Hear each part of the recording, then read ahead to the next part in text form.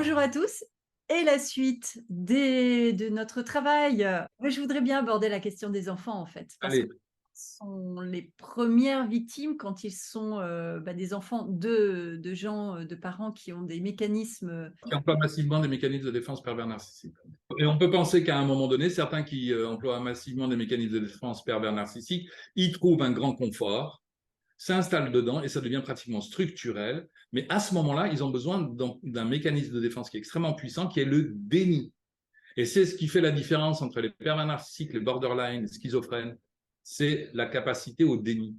Et c'est justement quand il y a une faille dans le déni, qu'on tombe dans la schizophrénie. Je crois que c'est Racamier qui dit la schizophrénie repose sur une faille du déni. Si le déni était parfait, nous serions dans la perversion. Ah oui, dans ces cas-là. Oui, parce que le schizophrène, pourquoi est-ce qu'il souffre? Quand il te raconte, moi j'ai des hallucinations, tout ça, c'est qu'il sent bien qu'il y a quelque chose qui ne va pas. Il y a quelque chose qui n'est pas normal.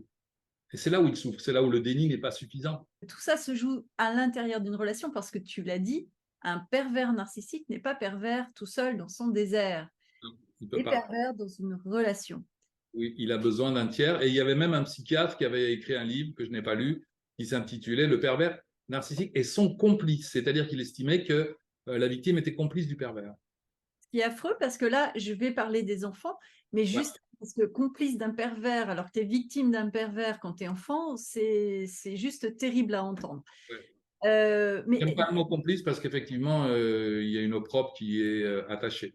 ouais, avant de parler des enfants, juste une question qui me vient là, puisqu'on parlait de la schizophrénie et du fait d'avoir des hallucinations, ça peut arriver aussi aux pervers narcissiques ou alors là, c'est Oui, quand oui, on a oui, vraiment. oui, Ouais. oui, oui, oui, oui, oui, il est, mais en même temps, s'il est dans une relation perverse narcissique qui fonctionne, il n'est pas très en danger, hein.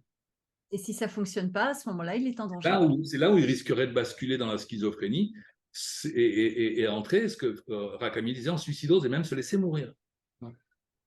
Sauf Ah, à remettre en place une relation du même style. très intéressant. Ouais, ouais, ouais. Ah, il joue sa vie quand même, hein. Il joue sa vie. Il joue sa vie, c'est énorme. S'il s'apercevait de tout ça et qu'il, S'il sortait du déni et qu'il ouais. s'apercevait de ce qu'il est en train de vivre, je sais pas. Non, mais ça n'arrivera pas. Ah, c'est si fort, c'est à ce point-là. Mais tu as le borderline qui est très ressemblant. Le Ouais. borderline, hein, l'état limite qui effectivement, au moment où il va décompenser, met en place, mais je l'ai déjà dit hein, dans la dernière émission, met en place des mécanismes de défense pervers narcissique, et dès qu'il en ressort, il s'en aperçoit. Et là, c'est là la différence, c'est que le déni ne fonctionne pas. Et il va se confondre en excuses. Et toi, si tu es quelqu'un de généreux, tu vas lui dire non, non, mais c'est pas grave, écoute, c'est des choses qui peuvent arriver, reprends-toi, parce que tu sais que si jamais tu l'entraînes dans la culpabilité, tu vas le refaire décompenser à nouveau. Donc, tu vas plutôt lui dire non, mais c'est pas grave, c'est des choses qui arrivent, écoute. Regardons vers l'avenir, qu'est-ce qui serait bien pour toi? Et en fait, tu protèges. La victime protège beaucoup son bourreau. Et même un pervers narcissique, c'est intéressant ce que tu dis, si tu arrives à le faire sortir de son déni, à un moment donné, à le mettre face à ce qu'il fait, il exploserait. Ce serait insupportable. Il explose, mais il peut exploser dans son mécanisme sur l'autre alors. Alors, en rentrant dans la violence, ce que tu as évoqué tout à l'heure, oui. C'est un pervers narcissique, normalement, tel que je le conçois, n'est pas violent physiquement, puisque la perversion narcissique lui suffit. Mais si à un moment donné ça ne marche plus, oui, effectivement, il pourrait rentrer dans la violence physique et devenir un psychopathe. Alors, comme les enfants sont d'abord les premières victimes, hein, c'est ce que je te disais tout à l'heure, de ceux qui mobilisent, non, pardon, qui emploient massivement, c'est mieux, j'aime mieux ta formule, qui emploient massivement des mécanismes de défense pervers narcissiques, donc les vrais pervers narcissiques, ne peuvent pas sortir de la relation. Quand ils sont enfants, adolescents, ils ne peuvent pas en sortir. Et en plus, ils sont quand même en pleine construction. Il y a un développement à la fois du cerveau, hein, etc. Je ne rentre pas dans les détails. Donc, ils peuvent à la fois subir des attaques, subir des manipulations, être instrumentalisés. Ils peuvent être utilisés comme instrument, et je vais dire un mot fort, mais c'est comme ça que je le vois, comme instrument de torture pour l'autre, vis-à-vis de l'autre parent. Ouais. Et donc, ça peut aller très très loin parce que l'autre parent peut, donc du coup, les enfants étant complètement manipulés, ils peuvent être amenés à ne plus voir leur autre parent. Oui. Euh, et être aussi dans un vif, tu connais bien hein, le conflit de loyauté, l'aliénation parentale. Ce pervers, comment comment il se comporte, tu vois, avec ses enfants d'une manière générale? La question, elle est dangereuse Mmh. euh, parce que chaque cas sera différent. Mais normalement, si tu veux, une personne qui emploie massivement des mécanismes de défense de pervers narcissique a besoin d'une victime, pas plus. S'il a sa victime dans laquelle se décharger, conjoint, subalterne, éventuellement un enfant, aux yeux des autres, il va tenter de briller. Il n'y a pas besoin d'avoir beaucoup plus qu'une victime.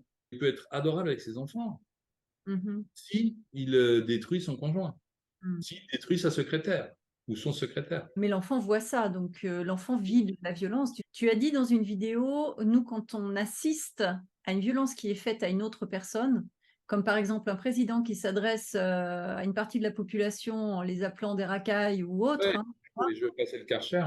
Ouais. Ouais.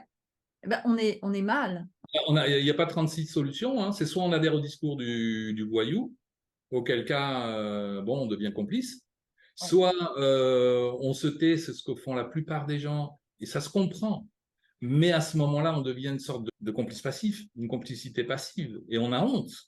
Et je Mmh. pense que le mal, bon, cette phrase-là, par exemple, je vais passer le Karcher, le mal qui a été fait est inimaginable vis-à-vis des gosses, bien évidemment, qui étaient concernés, mais même vis-à-vis de ceux vers qui la violence n'était pas dirigée. C'est j'ai laissé faire.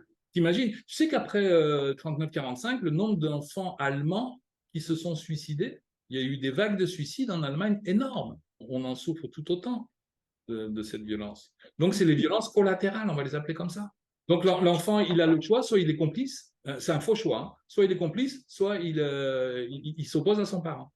Soit il dit rien et il laisse faire par une complicité passive. C'est un petit peu les trois choix possibles, quoi. Ouais, d'accord. D'accord, donc dans tous les cas, de toute façon, c'est ce que je disais dans la première vidéo, dans tous les cas, il va se sentir mal.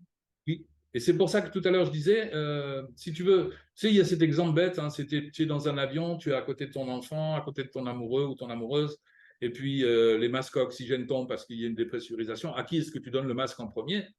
C'est Toi-même. toi. C'est toi. Ben oui, mais quand tu poses cette question, la plupart des gens disent, oh, mon enfant, bien sûr. Ben non. C'est toi d'abord, toi d'abord. Et c'est parce que tu vas t'en sortir que l'enfant voit que c'est possible d'en sortir. C'est plein de vie, cette histoire-là, tu vois? Oui. Oui, parce que tu dis qu'il faut avoir confiance en son enfant, Oui, en très prenant soin important. de soi.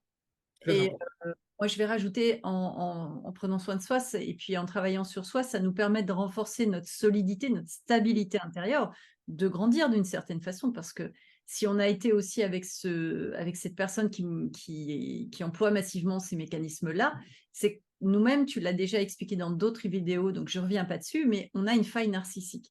Donc ça nous permet de grandir, de prendre soin de nous, etc. Mais quand on a été séparés de ses enfants, que ces enfants sont devenus complices par les mécanismes que tu viens d'expliquer, comment pourrait-on à ce moment-là renouer le contact et des liens qui ont été distordus, voire cassés? Oui. Cassé, non, mais distordu, oui. Tu peux envoyer un courrier à tes enfants en disant, j'ai remarqué que vous aviez besoin de prendre de la distance avec moi. Je le respecte. Sachez que ma porte sera toujours ouverte. Point final. Parce que si tu fais pression pour que tes enfants reviennent vers toi, si tu cherches à les culpabiliser, par exemple, oui, quand même, vous pourriez me donner des nouvelles, c'est contre-productif. Parce que ça va, ils sont déjà sous pression. N'en ajoute pas. J'ai remarqué que vous aviez besoin de prendre de la distance avec moi, je le respecte. Si un jour vous avez besoin de quoi que ce soit, sachez que ma porte restera toujours ouverte. Et tu te recentres sur ta vie. Qu'est-ce qui est bon pour toi? De quoi tu as envie? Tu vois? Et est-ce que tu pourrais nous proposer des pistes, de réflexion? Alors, je sais que tu ne donnes pas de solution, voilà, tu interroges et moi j'aime bien dire des pistes de réflexion pour aider à ce moment-là les enfants à prendre conscience qu'ils peuvent être, qu'ils sont sujets, tu vois? Et qu'ils sont pas des objets parce que quand on est manipulé, on est objet. Comment est-ce que je peux montrer à mes enfants qu'ils sont sujets de leur propre histoire? Mmh. Et comme je disais tout à l'heure, ils ne servent à rien. C'est-à-dire qu'à un moment donné, Oui, à part, ce que tu as dit, hein, parce que tu l'as déjà dit, en à un étant moment donné, soi-même. j'ai eu le cas avec mon grand qui est venu vivre avec moi pendant quelques années. Et un jour, bon, son entourage disait, tu n'y arriveras pas, tu es nul, il faut que tu redoubles, etc., etc. À un moment donné, je lui ai dit, est-ce que tu veux que je t'aide? Il m'a dit, non, j'ai pas besoin. Je l'ai regardé, je lui ai dit, tu sais, j'ai confiance en toi. Donc, si Mmh. tu me dis que c'est comme ça, c'est comme ça. En plus, ça me va bien parce que je suis un peu feignant. Donc, pas de voir avec lui, c'était. Et puis, il a fait des études, il a eu un BTS, il a eu une licence, et puis aujourd'hui, il travaille en entreprise. Je veux dire, cette phrase, elle est magique. J'ai confiance en toi. Tu me dis que tu as besoin de rien, je te fais confiance. Sache, et j'en reviens à ce que je disais tout à l'heure, que si tu as besoin de quoi que ce soit, n'hésite pas à me demander. Ouais, ok. Hyper valorisant, quoi. Quand je dis à un enfant, j'ai confiance en toi, c'est quand même beaucoup plus intéressant que de mettre son dessin gribouillis sur le frigo. Le dessin en question, tu regardes, tu dis, waouh, qu'est-ce que tu as voulu montrer? Explique-moi. Ouais, Et là, tu entres en communication avec ton enfant. ouais. Alors que si tu affiches le dessin en disant c'est la septième merveille du monde, ben, il n'y a pas de communication. Donc, du coup, tu te sers Ouais. de tout pour pour entrer en relation, en fait. Oui, Tu vas oui. dire, OK, dis-moi ce que toi tu ressens, dis-moi ce que toi Voilà. tu c'est De ça. quoi tu as besoin? De quoi as-tu besoin? Et s'il a besoin de se taire ou s'il a besoin d'être tranquille, eh bien, lui foutre la paix, hein, c'est ce que tu viens de me dire. Oui, oui, Bon. oui. Je respecte ton besoin de silence, mais sache que si à un moment donné, tu as besoin de discuter. Et puis, les enfants, en plus, quand ils se sentent respectés, il y a une tension qui s'abaisse à l'intérieur d'eux. Donc, c'est le meilleur moyen pour le voir revenir un quart d'heure plus tard, dire, mais en fait, tu as raison, j'aimerais bien discuter d'un truc. Donc là, ça le ramène à être sujet. Et à ce moment-là, ça lui permet de développer son esprit critique et son sens de l'observation.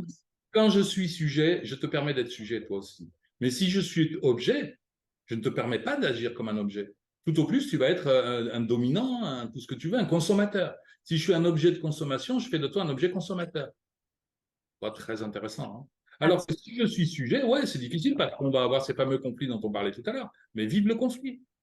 Vive le conflit. Moi, j'aime bien les conflits. Pour autant, donc quand il a un des parents qui utilise massivement ce mécanisme, derrière, il va y avoir tout un discours. Si le parent va mal, il va parler mal de quelqu'un, peut-être de l'autre parent, peut-être de quelqu'un d'autre, manquer de respect à certaines personnes. Enfin, il peut y avoir une éducation perverse, si tu me permets ce mot-là. Comment lui montrer que cette éducation, à part avec la tienne, comment lui montrer, lui parler avec les mots, que l'éducation qui lui est donnée n'est pas acceptable et comment lui parler de cette maladie. C'est par ton attitude. C'est je prends soin de moi. Il sait que c'est autorisé de prendre soin de soi. C'est pas en lui disant ton parent est pervers, ça marche absolument pas. Et c'est même contre-productif parce que naturellement l'enfant va prendre la défense de celui qui est attaqué. Hein. Et puis souvent les enfants se placent du côté du plus faible. Or, généralement, celui qui emploie des mécanismes de défense pervers narcissique semble, en théorie, le plus fort, mais en réalité, il est de loin le plus faible. Donc l'enfant va avoir tendance à protéger celui-là. Donc toi, tout simplement, tu deviens indépendant, tu fais ce qui est bon pour toi, tu as des amis, tu ris, tu sors, et tu es heureux d'accueillir tes enfants. Et s'ils ne veulent pas venir, tu leur dis, écoutez, dès que vous en avez envie, sachez que moi, je serais ravi de vous recevoir et d'être avec vous. Le message est simple, qu'est-ce qui te fait envie, qu'est-ce qui est bon pour toi? C'est ça le message. Hein. Oui, Et si je oui. prends soin de moi, mes enfants, ils voient comme mon gamin qui faisait mes mots croisés. Ah tiens, il prend soin de lui, ben moi, oui, donc c'est OK, je peux prendre soin de moi. Comment tu peux parler de cette éducation qui n'est pas acceptable?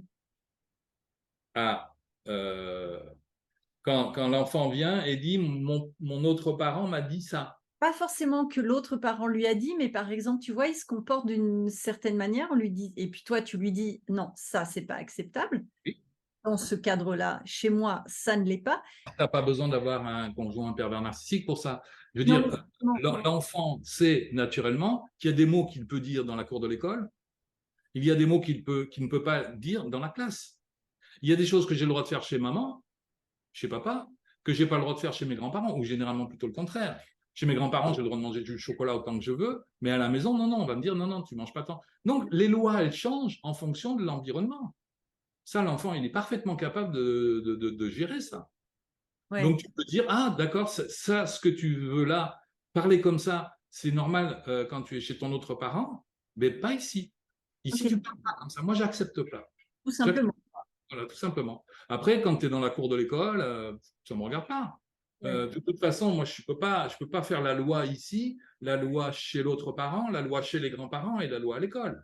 Non, il y a un boss partout où on va, comme disent les enfants quand ils jouent aux jeux vidéo. Il y a un patron. Et moi, à la maison, je suis le patron. La racine de patron, c'est pater. Pater, c'est le parent. Ça pose une sacrée question. Hein. Qui a la loi, jusqu'où elle peut aller? Ah oui, oui, oui, oui. Et Bah quand oui, je suis chez moi, théoriquement, quand je suis dans ma maison, c'est moi qui dis la loi. ouais, ouais, ouais.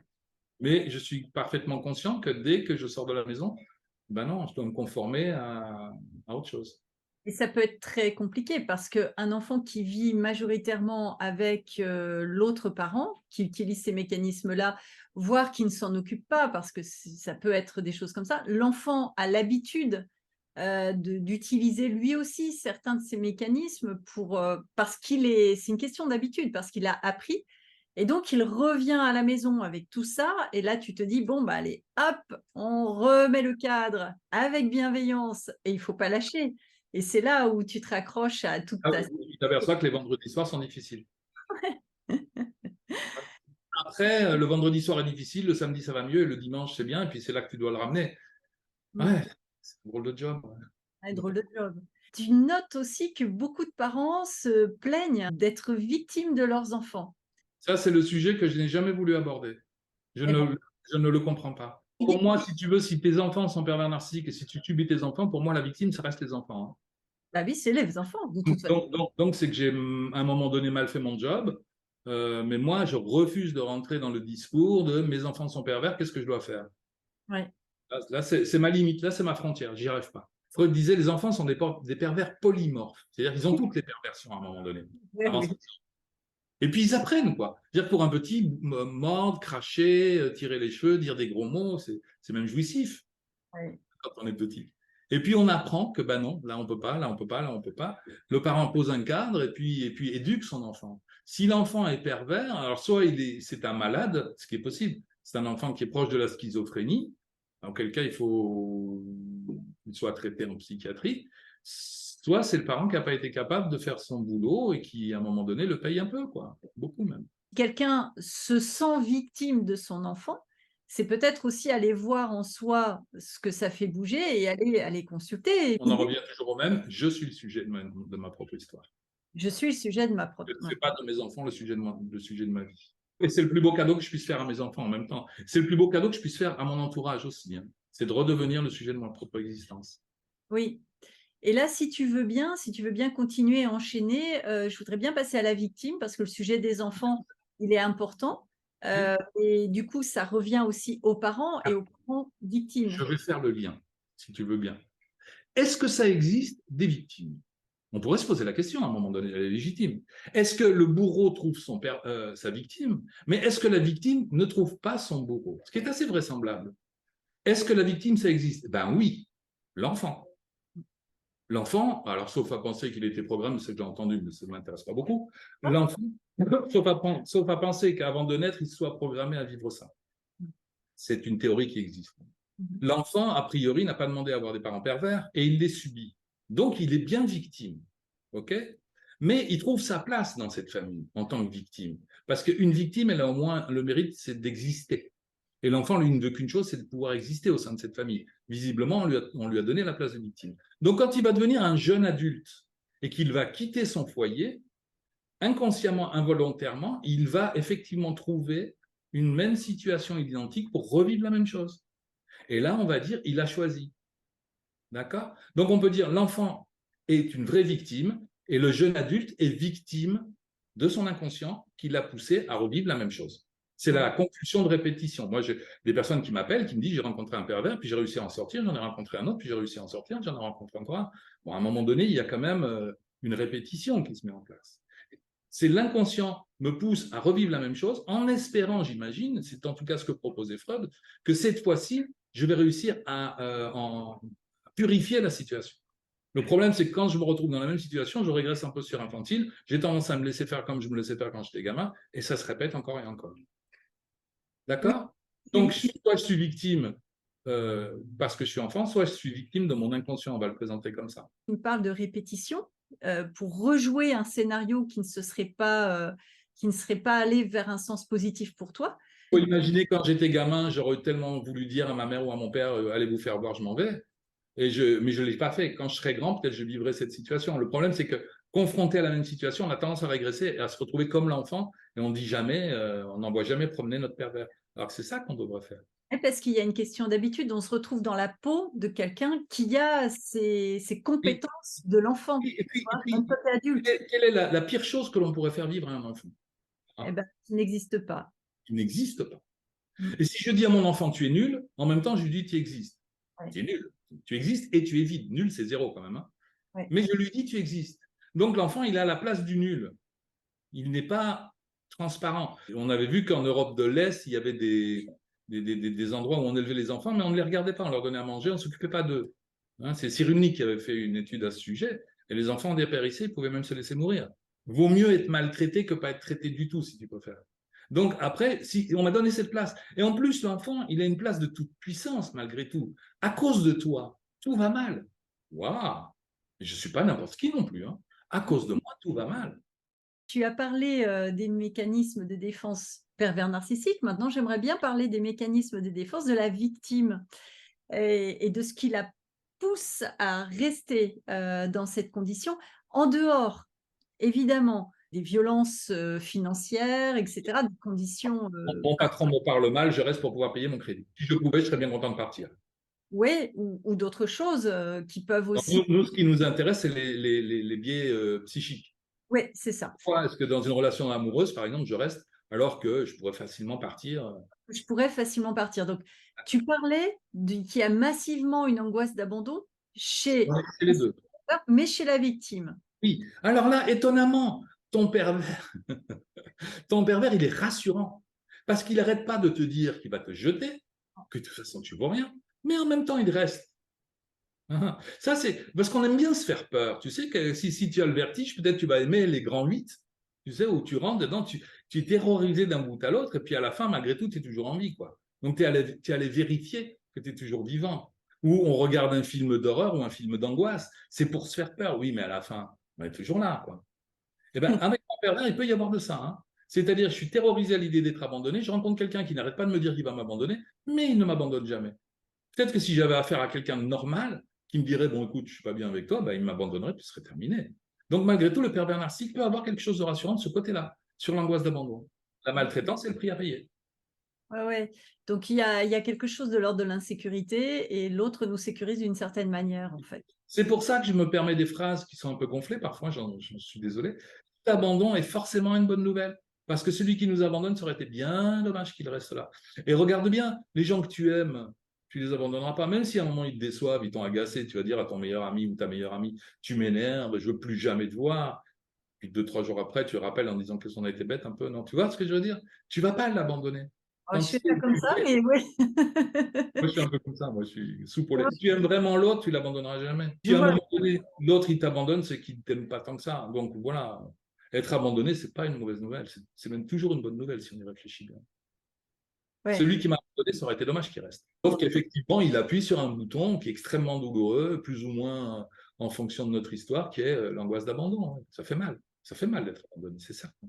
Je t'ai entendu parler des bénéfices secondaires de la victime et qu'il faut savoir y renoncer aussi. Ah oui, c'est étonnant. Hein. Ouais, ouais, ouais. Il faut renoncer. Oui, alors les bénéfices, ils sont nombreux parce que là, on part sur un terrain qui est passionnant, mais c'est à chaque personne va avoir sa réponse. Hein. Quels sont les bénéfices secondaires à être une victime?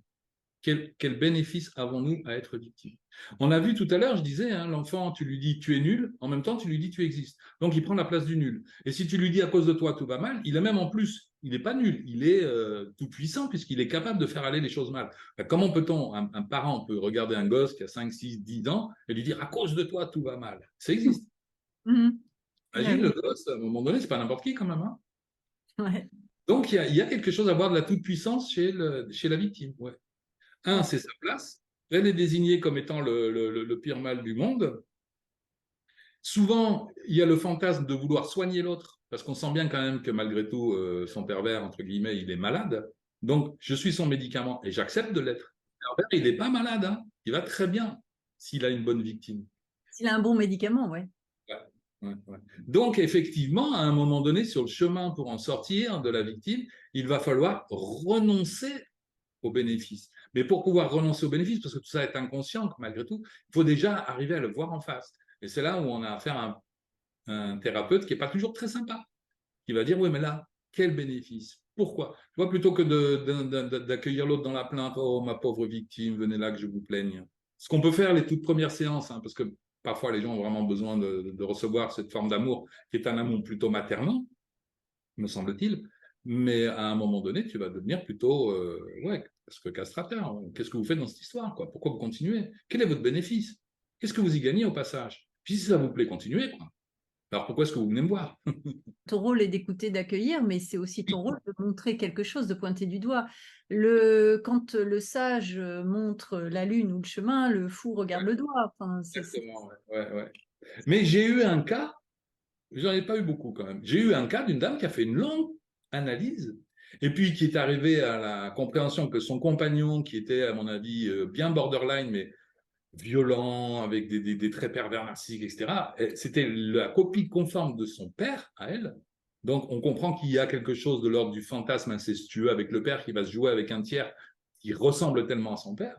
Et à la fin, elle a dit, OK, c'est bon, j'ai tout compris. Mais j'ai décidé de rester avec lui parce que ça me plaît. Pourquoi pas? C'est son choix. Ah. Elle l'a choisi à la fin. Elle a le droit. Hein. Elle a le droit. Mais elle n'est plus victime. À ce moment-là, il ne faut plus qu'elle dise je suis victime. Elle ne le dira pas de toute façon. Parce que c'est quelqu'un qui avait un sacré caractère. Elle a choisi. Elle a choisi la même place que sa mère avait et avec un homme qui ressemble étrangement à son père. Il y a des tonnes de questions qui se bousculent dans ma tête que je ne vais pas poser. Non, parce que c'est son choix, ça ne nous regarde plus. Ça ne nous regarde plus. À un moment donné, lorsqu'un choix est posé, si vous choisissez de rester avec l'autre, vous n'êtes donc pas victime. Et vous avez le droit. Pour toi, une victime, c'est donc quelqu'un qui n'a pas le choix. Pour moi, une victime, c'est quelqu'un qui est d'abord victime de son propre inconscient. Et Mais moi, alors, mon métier, il va t'aider à lire qu'est-ce qui est écrit dans ton inconscient. dont les questions que j'ai dans ma tête. C'est parce Ouais. que là, tu dis, c'est son choix, mais pour autant, elle est victime de son inconscient. Est-ce que c'est pas ton Ah non, rôle? non, la personne dont je parlais tout à l'heure, mais c'est quand même un cas exceptionnel, c'est son choix conscient. Là, maintenant, elle a fait le tour de la question, elle sait exactement le pourquoi et le comment, et elle choisit de rester avec cette Ah, personne. d'accord. Pas du tout d'accord avec toi, c'est pas un choix conscient parce que c'est des choix encore inconscients qui Ouais, l'amènent à ce choix conscient parce que personne de ouais, conscient ne va choisir la souffrance. je comprends, mais elle a fait ce choix. Quand tu es conscient, Ouais. le travail que tu fais sur toi, le travail d'éveil, le Oui, travail oui, de... oui, parce que pour pouvoir renoncer à son père narcissique, il fallait qu'elle renonce à son père. Ben voilà, donc c'est un À un choix moment donné, inconscient. elle a tout vu, elle a eu tous les éléments en face d'elle, elle a dit non. Elle a dit je refuse. Et puis elle a arrêté toute thérapie. Ah oui, là, d'accord. Pourquoi pas? Parce qu'elle est encore victime de son truc. Mais c'est son choix d'être victime de son truc, mais elle est Voilà, encore victime là. voilà. Donc, les moyens de défense de la victime. Oui. J'en ai noté un dont tu as parlé déjà, qui est le déni. Et oui, il y a une grande part de déni, ouais. Ou de dénégation. La dénégation, c'est on reconnaît la chose comme existant, mais on la minore, si tu veux. Hein? Si je te dis quelque chose qui ne te plaît pas et que tu me dis comment as-tu pu me dire ça et que je dis ah, ça, je ne l'ai jamais dit, ça, c'est du déni.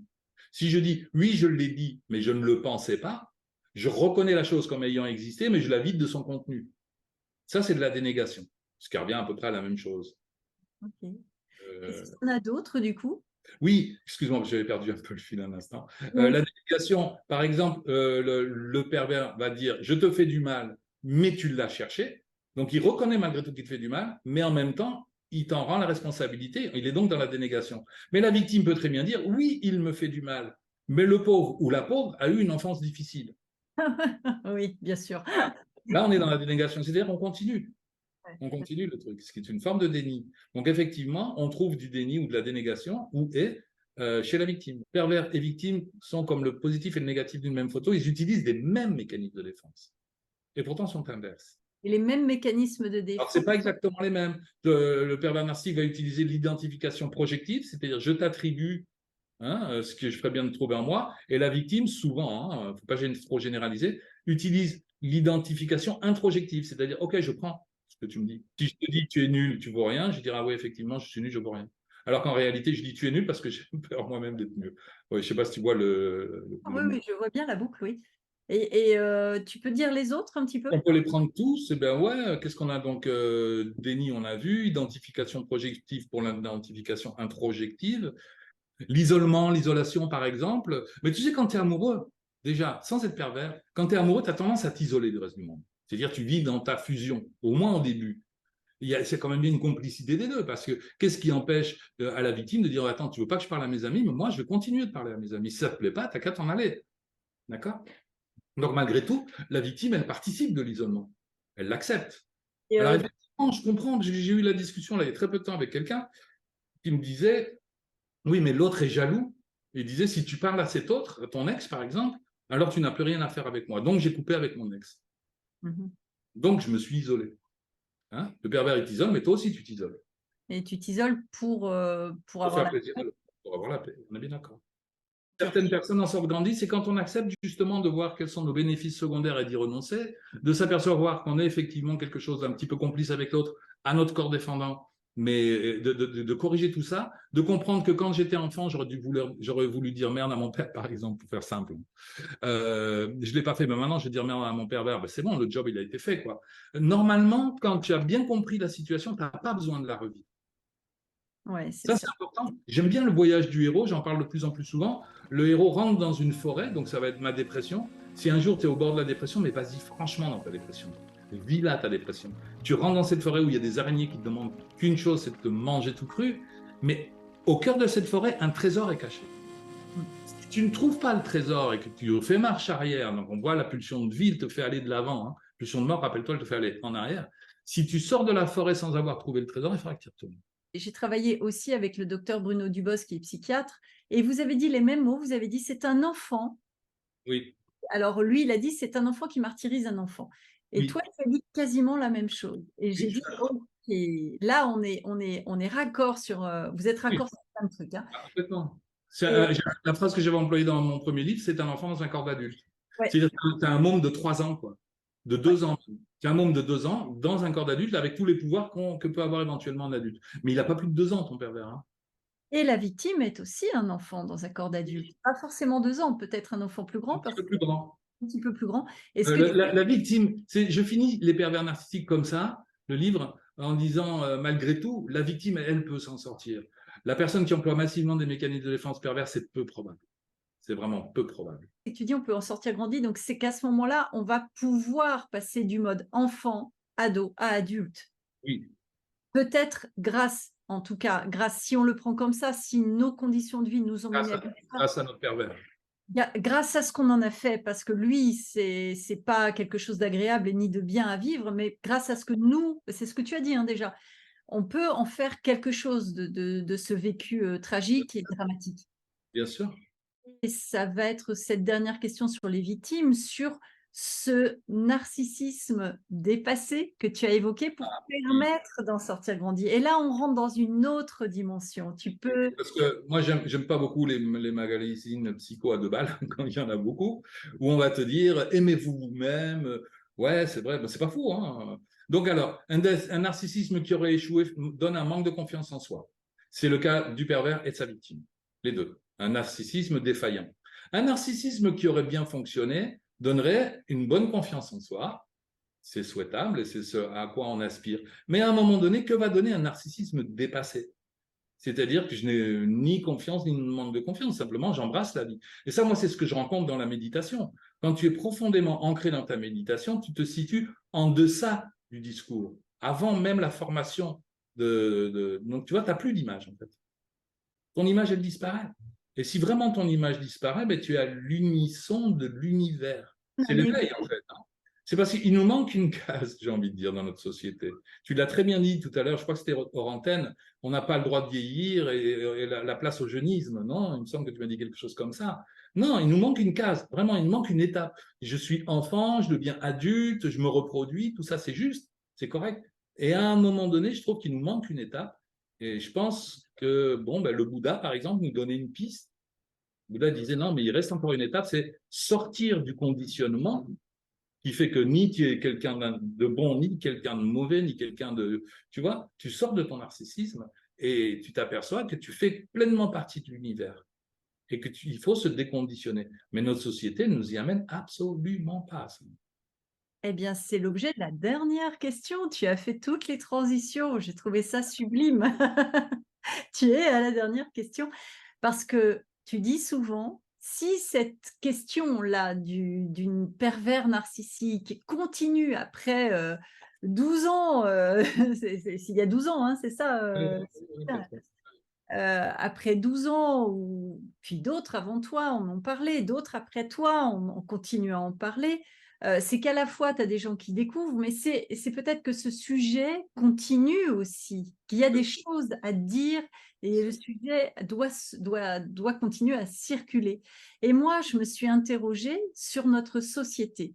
Cette question-là est peut-être un symbole de ce qui se passe dans notre société, où finalement, c'est une société qui nous amène à plus de narcissisme.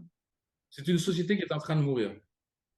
Nous sommes dans une société qui est en train de mourir. Et nous nous accrochons à des choses qui sont de l'ordre de la mort, de la non-vie. D'accord? Là, j'arrive de la jungle, on va faire le lien. Tiens.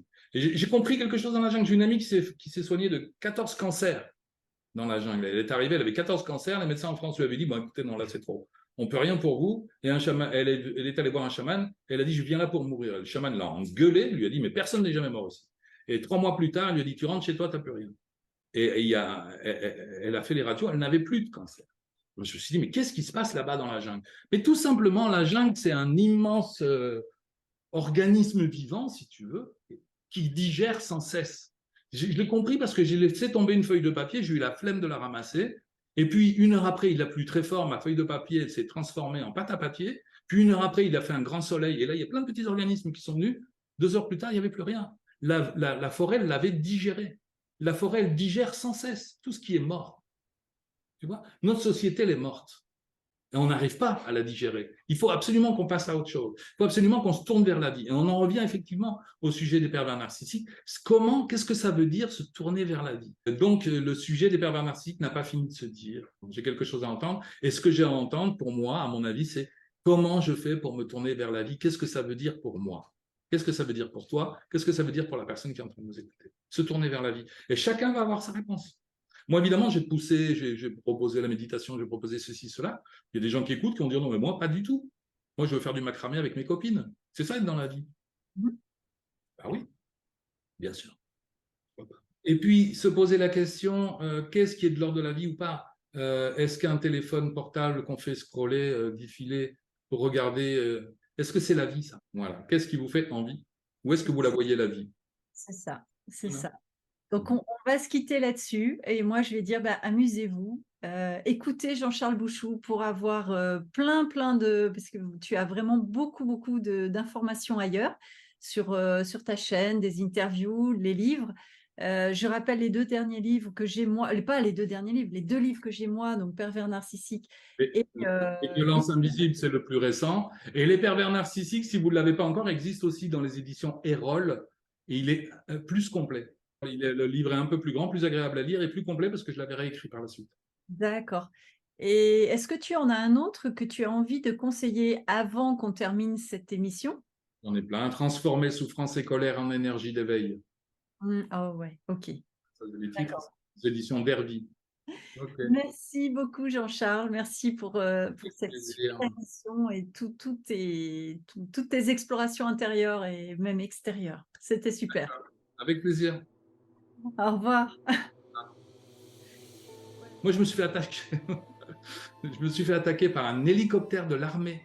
Hein? Pardon. Coupé. Voilà, coupé.